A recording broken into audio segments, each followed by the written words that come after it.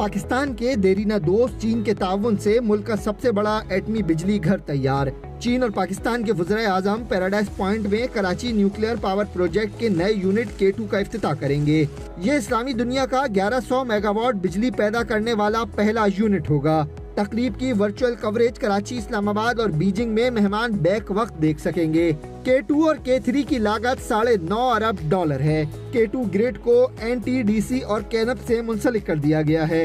ابتدائی طور پر power plant 105 mega what بجلی پیدا کر رہا ہے، جبکہ یہ 1100 میگا واٹ بجلی پیدا کرنے کی صلاحیت رکھتا ہے۔ اس پلانٹ سے 500 میگا واٹ بجلی کے الیکٹرک کو اپریل 2021 سے فراہم کی جا رہی ہے۔ نیوکلیئر پلانٹ کی تعمیر اگست 2015 میں شروع ہوئی اور 2021 میں یہ مکمل فعال ہو گیا ہے۔ آئندہ سال اس کا تیسرا فیز بھی بجلی فراہم کرنے کی پوزیشن میں ہوگا۔ نیوکلیئر پاور پلانٹ کے یونٹ 3 کا سول ورک مکمل ہے۔ پاکستان ایٹامک انرجی کمیشن کے مطابق نیوکلیئر پاور پلانٹ 3 میں ڈوم نصب کر دیا گیا ہے۔ پلانٹ کی تکمیل سے 2200 میگا واٹ بجلی پیدا ہوگی۔ ترجمان ایٹامک انرجی کمیشن شاہد ریاض نے بتایا کہ ڈوم پاور پلانٹ کا سب سے محفوظ حصہ ہوتا ہے، جو نیوکلیئر پاور پلانٹ کے تابکاری اثرات کی روک تھام کرتا ہے۔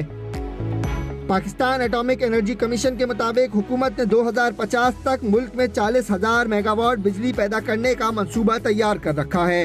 ایٹمی توانائی کے بین الاقوامی ادارے IAEA نے nuclear power plant unit K2 اور K3 کے لیے سیف گارڈ کی اپلیکیشن کے سلسلے میں پاکستان کی درخواست کی منظوری دے دی ہے۔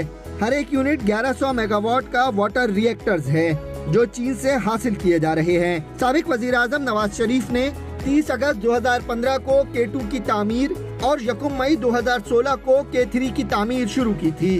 اس کے علاوہ چشنوب کے مختلف فیزز کے ذریعے 1300 میگا واٹ بجلی نیشنل گریڈ میں شامل ہو رہی ہے۔